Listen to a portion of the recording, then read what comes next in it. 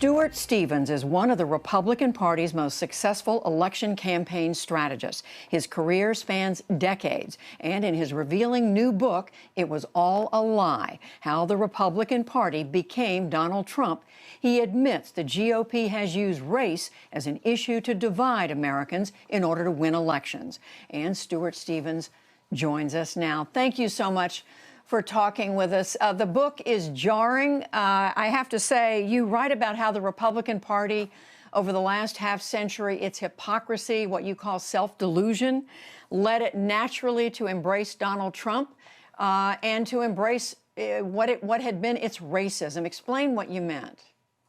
Well, I think there's been two strains in the party. Call it an Eisenhower strain going back to the 50s and a McCarthy strain. We think now of William Buckley as this intellectual soul of the Republican Party at a certain point, which he was, but we forget that he began as a racist. So there's always been this element. Since 1964, the Republican Party has failed to attract large numbers of African Americans.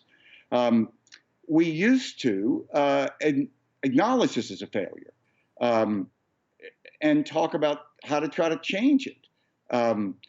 Now, we don't even hear any talk anymore of a big tent, and we seem to have settled into a very comfortable white grievance identity.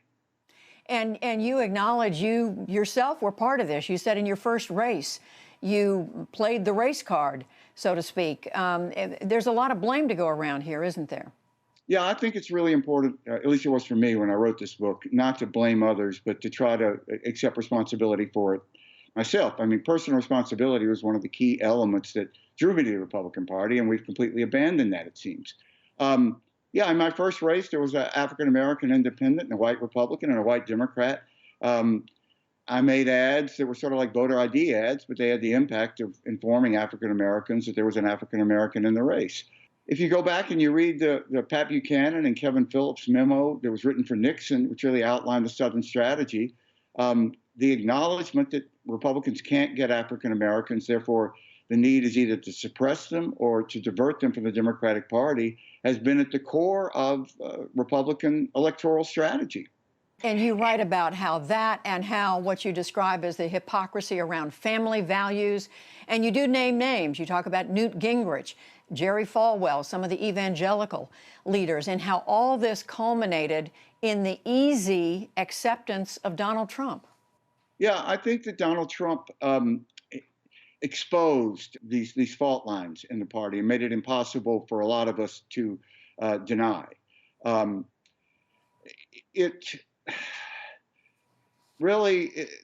party clearly doesn't believe in what it said it believed in. I mean, I think that, you go back a few years ago, we would have said that there's a core set of beliefs: personal responsibility, character counts, strong on Russia,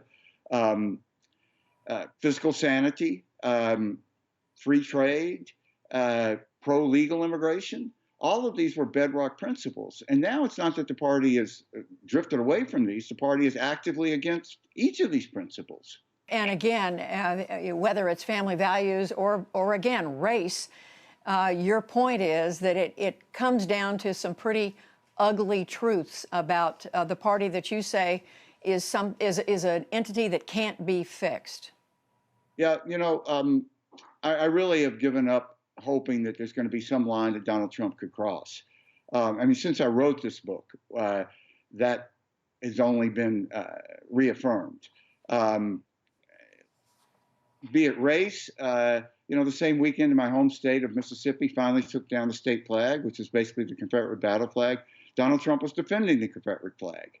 He's out tweeting white power. He's tweeting about protecting the white suburbs. And for the most part, the Republican Party is just silent or goes along with it. I think that that's incredibly damning. And Trumpism is deeply embedded in the party. I don't think there's any way that's going to be changed in at least probably for a generation. And so what happens now? I mean, you and other Republicans who are dedicated to making sure Donald Trump is not reelected, you don't have a home in the party anymore. Where do you go? I think those of us who are working in these various projects to defeat Trump, who are Republicans, I think each of us is going to have to come to grips with that and see what the world looks like on November 4th. For myself, Judy, I'm going to work with Democrats. I think that the future of America, the policy is going to be decided by decisions inside the Democratic Party. So take healthcare, for instance. In 20 years, is America going to be the only country that doesn't have national health insurance? No, we're not going to be that. So what that's going to be, it's not going to be decided in the Republican Party. It'll be decided in the Democratic Party, whether or not it's the AOC, Bernie Sanders wing, or more of a Biden wing. And I think that the Republican Party has made itself largely irrelevant in those discussions by just saying no. I'd like to be part of what's going to happen. What's going to happen, though, Stu Stevens, to the Republicans who have continued to support President Trump? I mean, name Republican senators, Lindsey Graham, Mitch McConnell. You could go down the list. Look, my feeling is that really Trump is George Wallace. And George Wallace actually did some good things as governor. He passed free textbooks. But nobody's remembered as the free textbook George Wallace guy. And I think Trump is going to be the same way. I'm astounded that there's not more self-awareness of how Trump will be remembered, not in the long-term future, but even in the near future, and why there hasn't been more opposition to him, and why there hasn't just been more selfish realization that if I don't stand up to Donald Trump, I'm going to go down as a Trump person.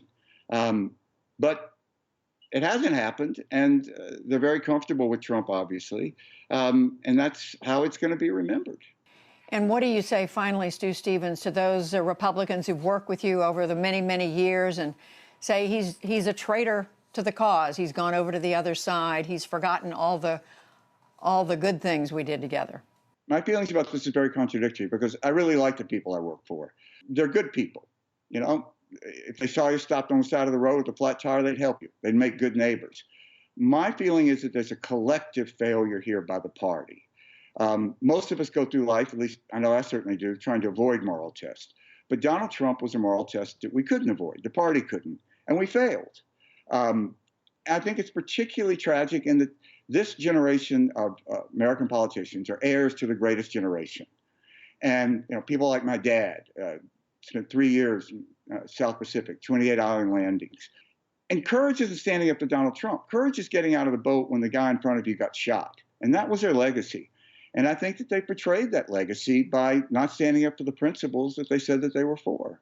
Stuart Stevens, the book is It Was All a Lie, How the Republican Party Became Donald Trump. Thank you so much for talking with us. Thank you, G.